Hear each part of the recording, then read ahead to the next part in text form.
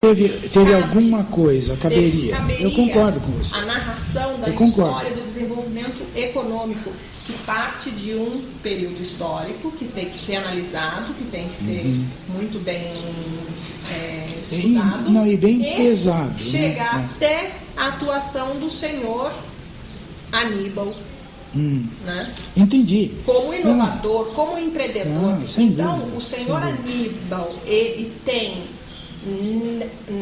teve na sua atuação como um grande cidadão, um brilhante cidadão, na atuação da família, né? E tudo isso, todo esse contexto de atuação de cidadania no espaço daquele casarão. Então, aquele casarão, ele tinha algo de muito importante. Ele ocupava um espaço muito importante. Então, eu sempre tive essa vontade de comprar aquele casarão e transformá-lo até mesmo talvez na exposição, expor, né, para a população, transformar um espaço cultural, até mesmo das atividades do período, tudo isso. Só que não deu tempo, né, de eu construir assim um patrimônio e adquirir aquele casarão para transformá-lo. Então, quando eu fui, no início do ano, eu fui para a Itália, em janeiro. Fiquei 1 mês e meio. E quando eu voltei, que eu olhei, tinha um buraco.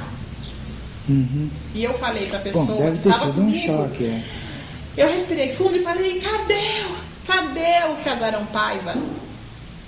E todas as outras pessoas que eu fui perguntando como que foi demolido, e as pessoas sempre manifestaram, mas esse casarão, cadê esse? Mas que casarão que é esse? Qual casarão que você está falando? Qual casarão? E eu percebi que o casarão realmente não ocupava mais espaço na cabeça das pessoas. Exatamente. E aí é que eu achei que a perda foi muito pior. Porque as pessoas já perderam até a memória. É isso que eu digo para você. Que existia no centro histórico, certo? Nesse sentido você tem razão. Né? Isso para mim foi uma perda muito grande, foi um choque.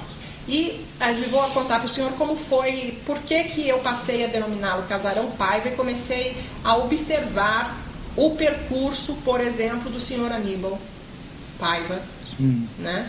Sim, você conhece alguma coisa do meu pai antes de eu falar? Tem algumas, aparece o nome do seu pai em alguns, por exemplo, os documentos da Santa Casa de Misericórdia, da em alguma coisa, associação, aparece, noturna, exato, aparece o nome. Então, sempre ligadas a atividades sociais, coletivas, de encontro e de interesse da comunidade.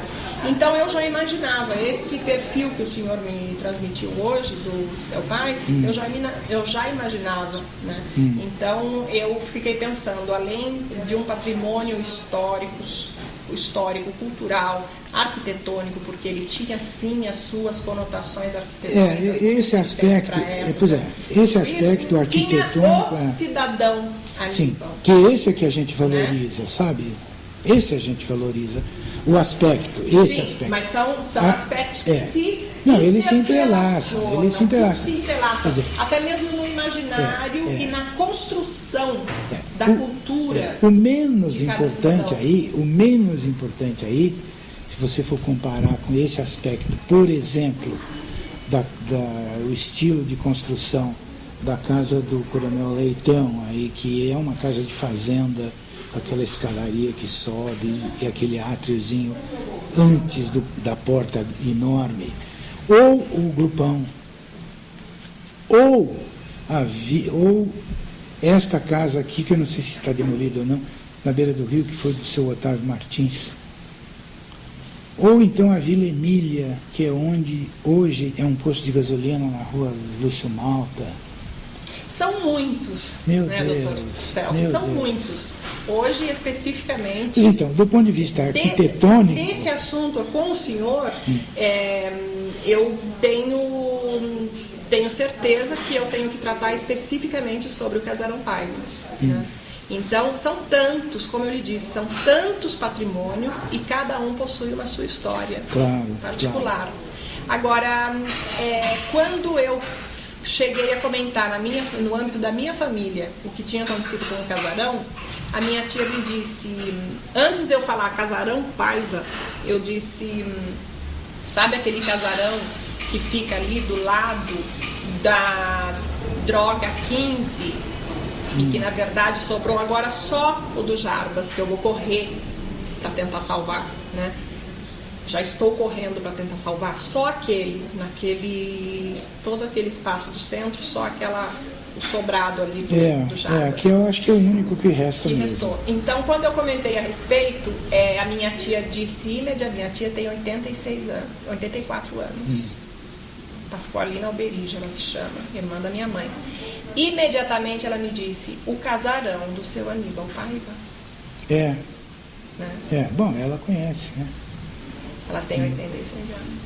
Então, e isso também foi uma coisa muito forte, me tocou muito, de saber que, né, permeia esse casarão.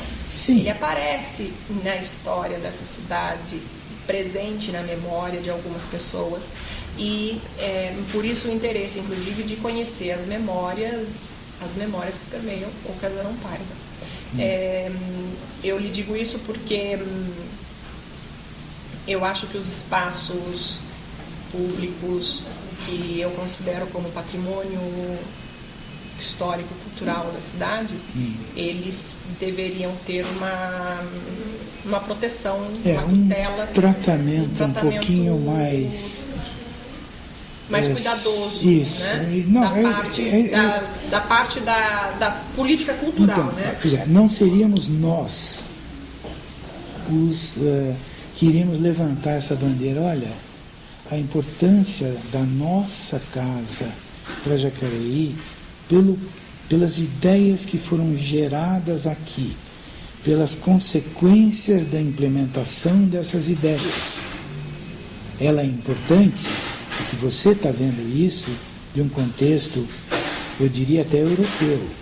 Isto não é cultura da sua família só, é cultura da sua geração e da sua ascendência italiana e etc, etc. Como a minha é de Portugal. Entendeu? Porque, agora, se você dizer assim, se não seria a família que chegaria lá e dizia, puxa, por que vocês não ficam com isso? Porque aqui vai acontecer... A Marabras vai comprar. Vocês criaram uma situação aqui, foi criada uma situação de... Vocês podem criar um espaço cultural aqui, ou isso, aquilo, aquilo outro, o teatro. Caberia perfeitamente bem o teatro municipal no espaço da garagem. Sim, na minha adolescência eu sonhava o teatro, eu sonhava a biblioteca e eu não conhecia, eu não tive o prazer de conhecer, não tive essa joia de alegria de conhecer o interno. Por isso eu lhe perguntei, que era uma coisa que eu tinha muita curiosidade. Não, né? Se eu tiver ainda... Então,